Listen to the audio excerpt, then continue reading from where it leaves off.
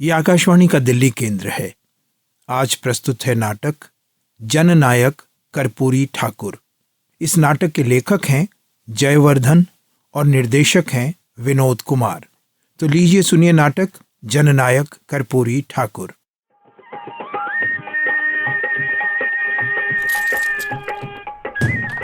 कौन है जी? हाँ, मैं आनंद बाबू विवेक। आइए विवेक जी, बैसो। भोरे भोरे कैसे आना हुआ? कोनो खास बात?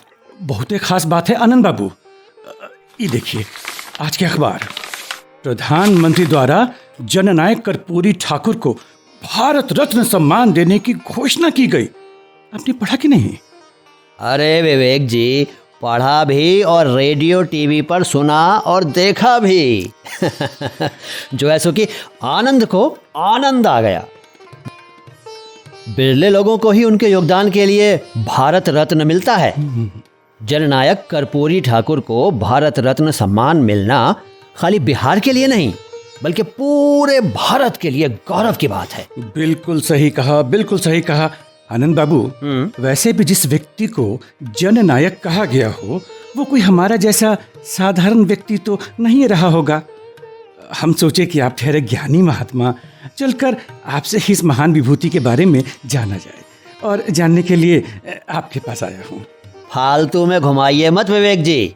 जो है सो कि सीधे सीधे कहिए कि ज्ञान की गंगा में डुबकी लगाने नहीं, मेरे हाथ का बना सत्तू का पराठा और टमाटर का चटनी चाटने आए हैं।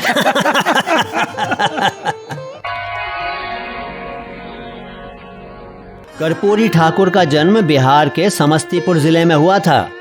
गांव का नाम है पितौंझिया। कर्पूरी ठाकुर की माता का नाम राम दुलारी देवी था। पिता गोकुल ठाकुर एक गरीब किसान थे, जाति के नाई थे।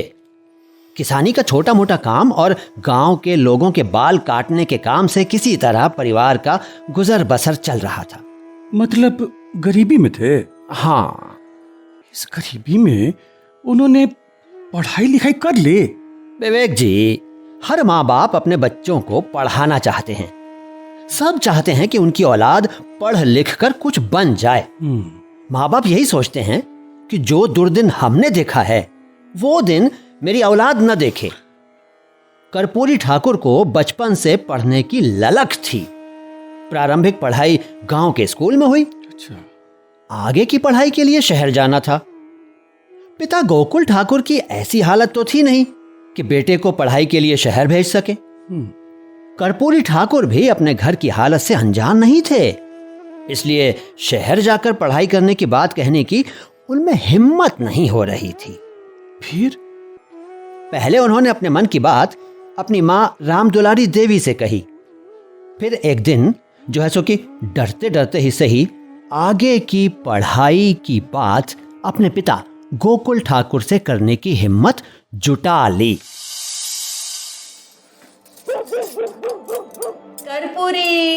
कर्पूरी, खाना परोस दिए हैं।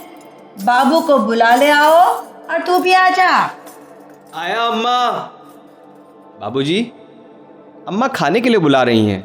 आई रहे, चलो। रात हो गया है, खा पी कर छुट्टी करे तो हमको भी चौका बर्तन से छुट्टी मिले।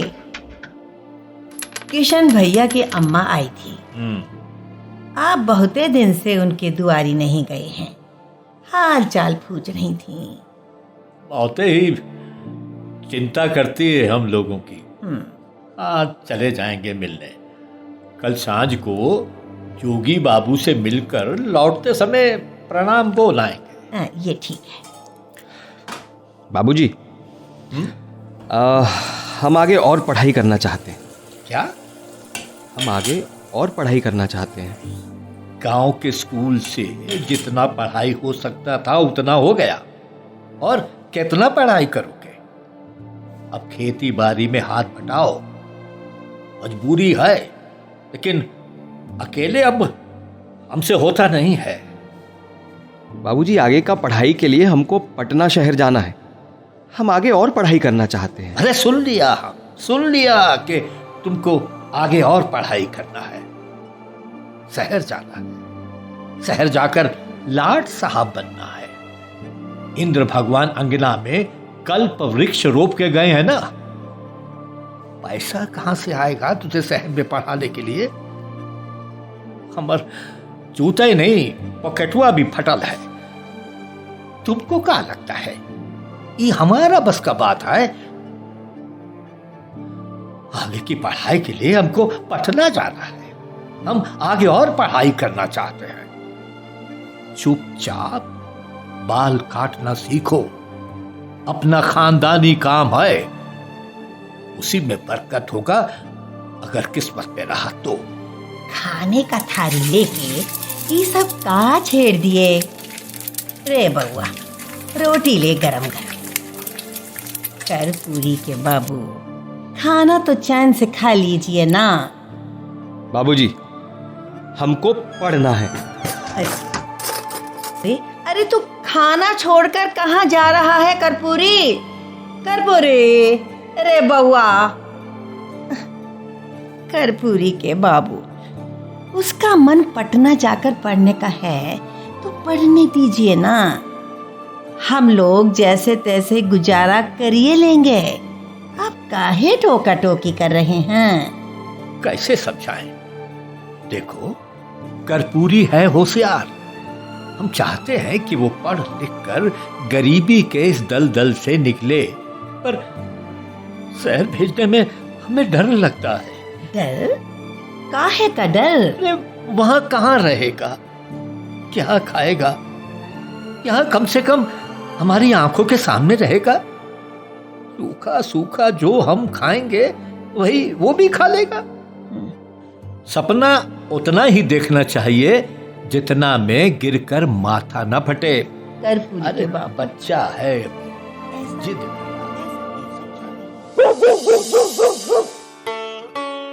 तो क्या आगे की पढ़ाई के लिए कर्पूरी ठाकुर पटना पहुंच गए? पहले इस बात का जवाब दें कि सतुआ पराठा का तैयारी करें। दोनों काम साथ साथ चले तो अति उत्तम, अति उत्तम। ये लीजिए, सतुआ गूंथिए। देखिए, ज़्यादा पानी मत डाल दीजिएगा। हाँ, इतना ठीक है।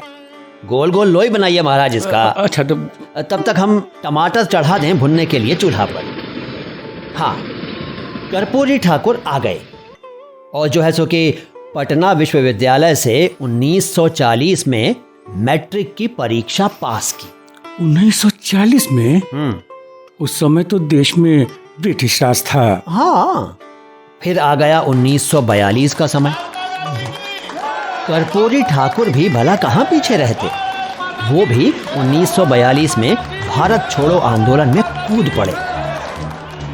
अनेक आंदोलनकारियों के साथ कर्पूरी ठाकुर को भी अरेस्ट करके भागलपुर के जेल में डाल दिया गया।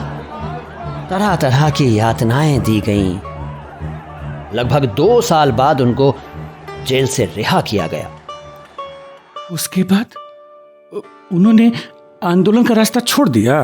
अरे नहीं, कर्पूरी ठाकुर अपने संकल्प के पक्के थे। एक बार जो ठान लिया सो ठान लिया।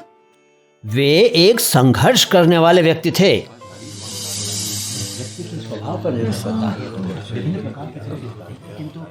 वे अपनी बात को सीधे सादे शब्दों में कहने वाले एक ओजस्वी वक्ता थे, जिसकी वजह से लोग उनसे तुरंत जुड़ जाते थे।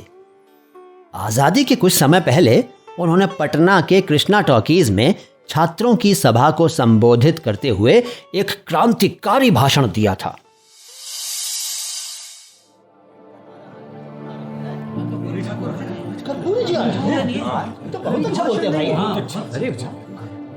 साथियों, मत भूलिए अपनी ताकत को। हमारे देश की आबादी इतना अधिक है कि केवल थूक भर देने से यह अंग्रेजी राज बह जाएगा। अधिकार चाहो तो लड़ना सीखो, पग पग पर अड़ना सीखो, जीना है तो मरना सीखो।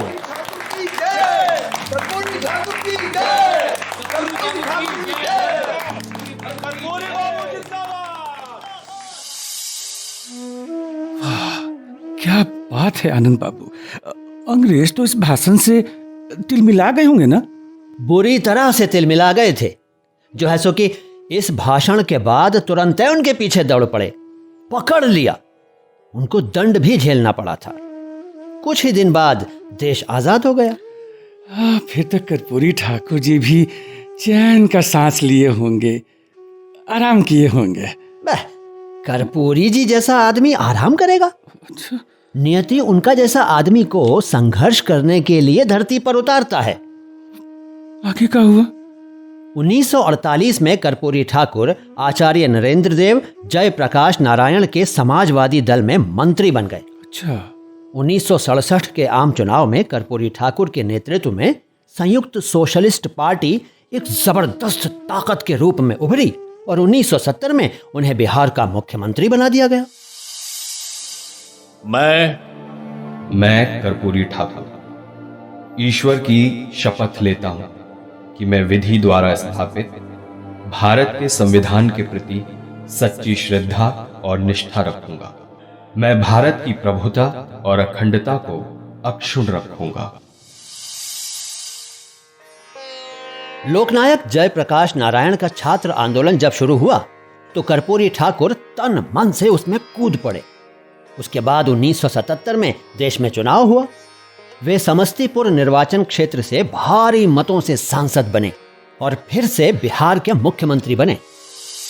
हमारा नेता कैसा हो? कर्पूरी ठाकुर जैसा हो। आनंद बाबू, आज ही हम उनकी सादगी और ईमानदारी के बारे में अखबार में पढ़े। विवेक जी, राजनीति को लोग अच्छी नजर से नहीं देखते हैं, काजर का कोठरी समझते हैं। लेकिन उस काजर की कोठरी में भी बहुत सारे लोग बेदाग रहे हैं और दूसरों के लिए मिसाल बन गए। ऐसे ही हैं हमारे कर्पूरी ठाकुर। एक बहुत बढ़िया बात बताते हैं। जी जी जी। वे जब जब मुख्यमंत्री बने अपना बेटा को चिट्ठी लिखना नहीं भूलते थे। बेटा को चिट्ठी? आजकल तो फोन का जमाना है, नंबर लगाया और बतिया लिया। पर पहले तो चिट्ठी का रिवाज था, हर बाप अपना बेटा को चिट्ठी लिखता था। ये कौन सा नया बात है? नया नहीं, बड़ा बात है। अच्छा। उनका चिट्ठी थोड़ा अलग किस्म का होता था। उसमें व्यावहारिकता, छवि और ईमानदारी के प्रति आदर्श होता था। जो है सो कि पद के मद से दूर रहने का सीख होता था। क्योंकि आपको तो मालूम है हम लोग का हाल, जैसे ही बाप किसी बड़ा पद पर बैठा कि औलाद बौरा जाता है, पथ भ्रष्ट हो जाता है। ये बात तो है आनंद बाबू। वैसे कर्पूरी बाबू अपना चिट्ठी में लिखते क्या थे? विवेक बाबू जी। सत्ता के गलियारे को उन्होंने बहुत पास से देखा था। अपने फायदे और हित के लिए दूसरों का उपयोग कैसे किया जाता है ये उनको पता था। जो है सो कि सीधे सादे लोगों को मकड़ जाल में फंसते हुए देखा था और वो चाहते थे कि उनका बेटा सावधान रहे, होशियार रहे। इसलिए बेटा को चिट्ठी पत्री लिखते थे। प्रिय पुत्र रामनाथ, खुश रहो।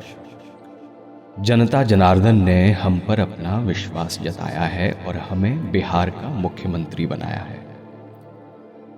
ईश्वर से हमारी यही प्रार्थना है कि हम इस विश्वास पर खरा उतरें। तुम पिता के इस पद से प्रभावित नहीं होना बेटा। लोग तुम्हें लोभ लालच देंगे तो उस लोभ में मत आना, इससे हमारी बदनामी होगी। तुम्हारा पिता कर्पूरी ठाकुर।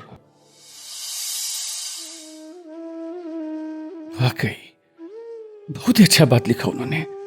गुड़ का गंध मिलते ही मक्खियां आसपास भिनभिनाने लगती है आनंद बाबू। हाँ बिल्कुल। एक मजेदार किस्सा और सुनाते हैं आपको। हाँ, सुनाइए सुनाइए। जो है सो कि मुख्यमंत्री बनने के बाद एक दिन उनके सरकारी आवास पर उनके बहनोई आए।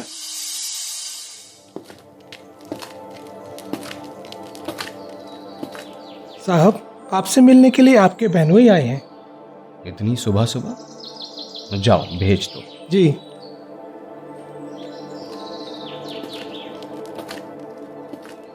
राम राम। राम राम। आइए बैठिए।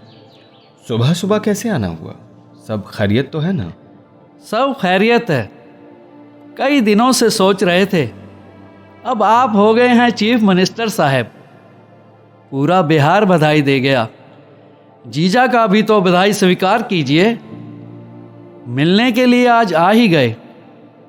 कोई खास काम? मेरे लिए तो बड़ा खास है, लेकिन आपके लिए तो साधारण है। बताइए। किसी जगह हमको नौकरी लगा दीजिए। देखिए, आप हैं मुख्यमंत्री, आपके तनिक इशारे से काम बन सकता है। किसी से सिफारिशें कर दीजिए। चाय पियेंगे? नहीं नहीं, चाय वाय नहीं।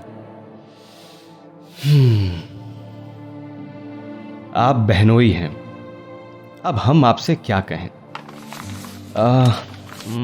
हाँ, ये लीजिए 50 रुपए और जाइए उस तरह साबुन खरीद लीजिए और अपना पुश्तैनी काम शुरू कीजिए। राम राम।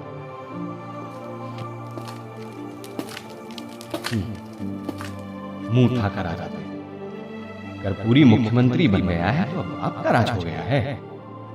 परिवार का भला करने के लिए चीफ मिनिस्टर बनाया है जनता ने। परिवार का भला करने के लिए। कर्पूरी नाम है हमारा।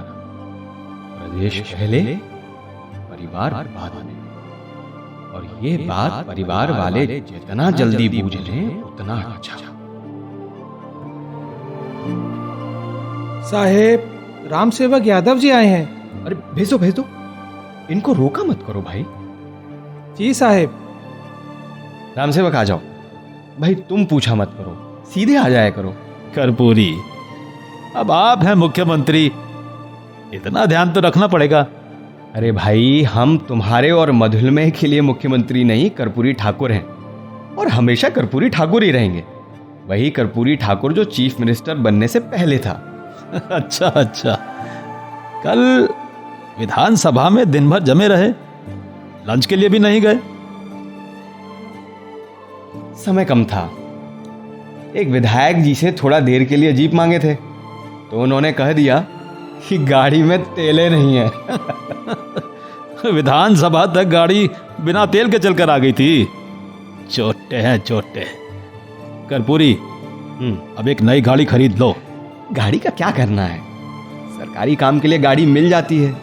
निजी काम जैसे पहले चलता था वैसे अब भी चल जाएगा। अच्छा सुनो, हाँ, सभी मंत्रियों विधायकों को जमीन मिल रही है, तुम भी क्यों नहीं ले लेते? अरे क्या करना है जमीन का? अरे उस पर घर बनाना जिसमें बच्चा लोग रहेगा। सरकार ने रहने के लिए मकान दिया तो है। कल जब मुख्यमंत्री नहीं रहोगे फिर उनका क्या होगा? होगा क्या, सब अपने गांव जाएंगे। गांव में घर है ना। कर्पूरी, तुम किस धातु से बने हो मैं आज तक नहीं समझ पाया। धातु नहीं, मिट्टी का बनाऊं। एक दिन इसी मिट्टी में मिल जाऊंगा।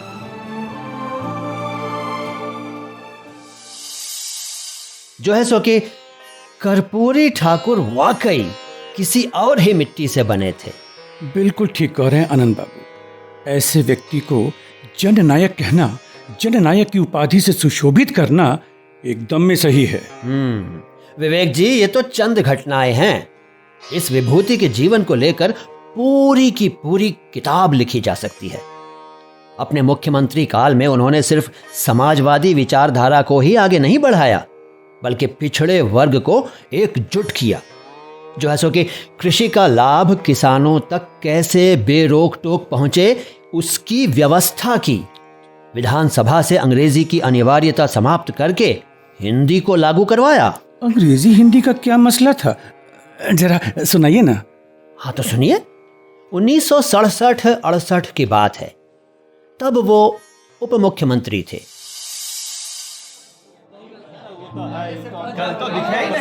शांति शांति। माननीय विधायक गण शांत हो जाएं। उप मुख्यमंत्री महोदय इस विषय पर अपना विचार रखना चाहते हैं। माननीय अध्यक्ष महोदय, अंग्रेजों के जमाने में अंग्रेजी हम पर थोपा गया है।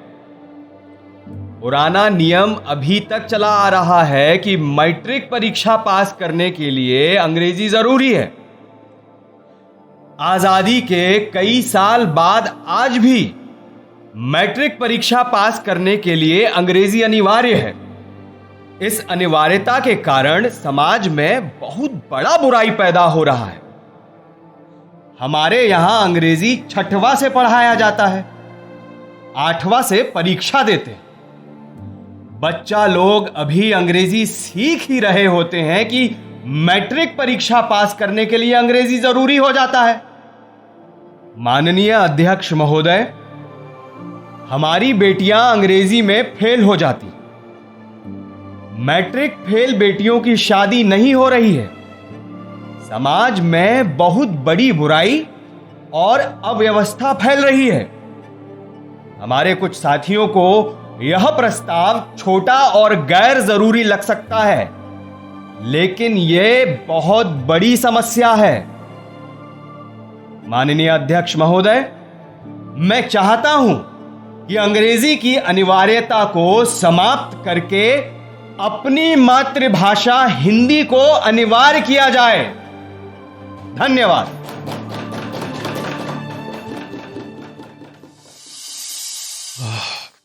क्या बात है, बड़ी से बड़ी बात ही नहीं, छोटी से छोटी चीज पर उनकी बारीक नजर होती थी।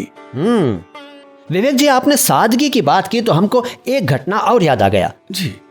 जयप्रकाश नारायण जी का जन्मदिन था।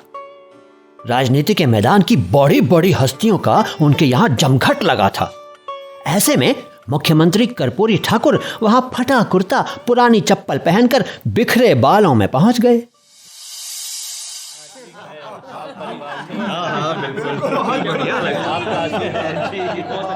अरे कर्पूरी जी, टैक्सी से आ रहे हैं, मुख्यमंत्री की गाड़ी कहाँ है? मधुलमय जी, मुख्यमंत्री की गाड़ी मुख्यमंत्री आवास पर है। जयप्रकाश नारायण जी का जन्मदिन सरकारी आयोजन नहीं है, एक व्यक्तिगत आयोजन है।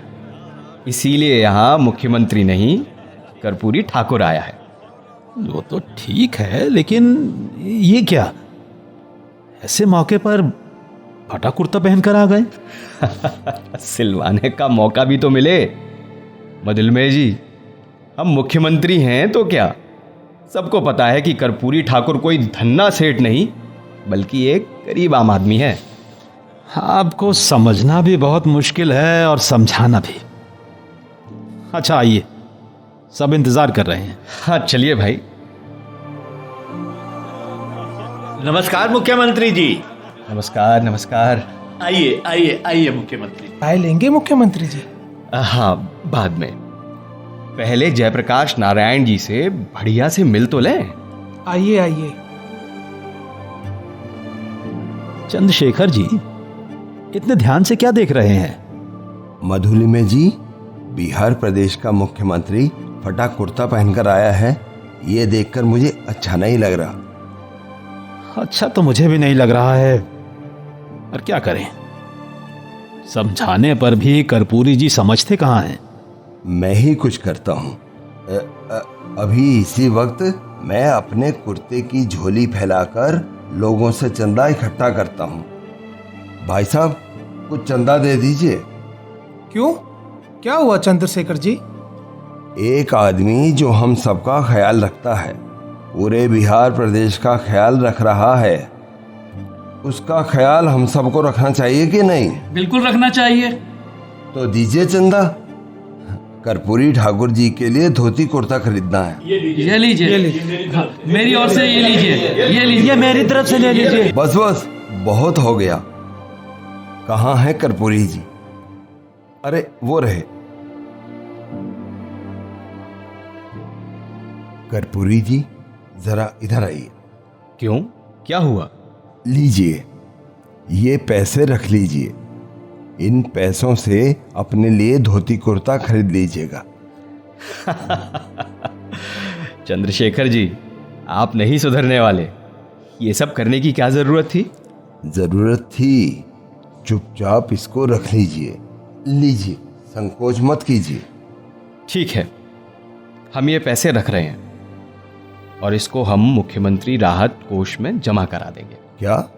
चिंता मत कीजिए, आपकी मेहनत परोपकार के काम आएगी। हाँ हाँ, आप भी कौन सा सुधरने वाले हैं कर्पूरी बाबू।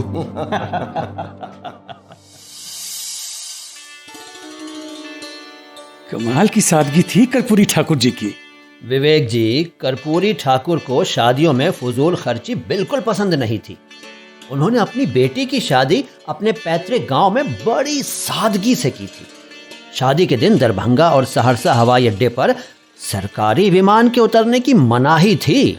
आजकल अपने को समाजवादी कहने वाले लोग शादियों पर करोड़ों खर्च करते हैं, दिखावे के चक्कर में शादी को सम्मेलन बना देते हैं।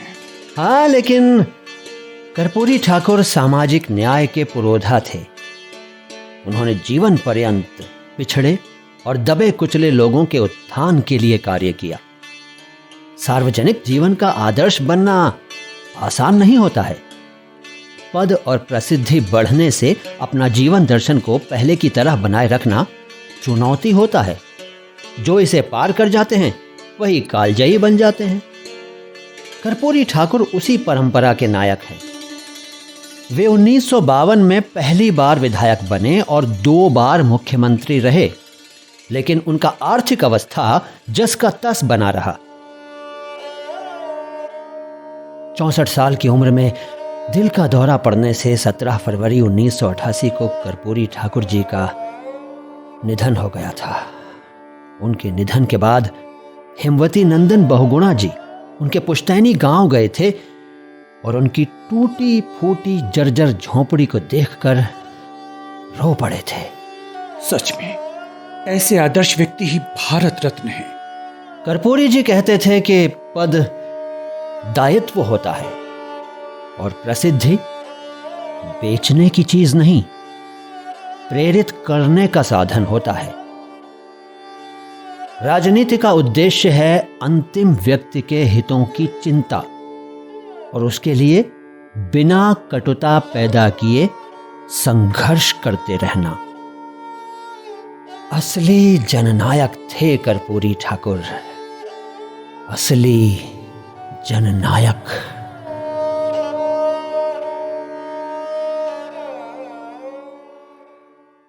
जननायक कर्पूरी ठाकुर।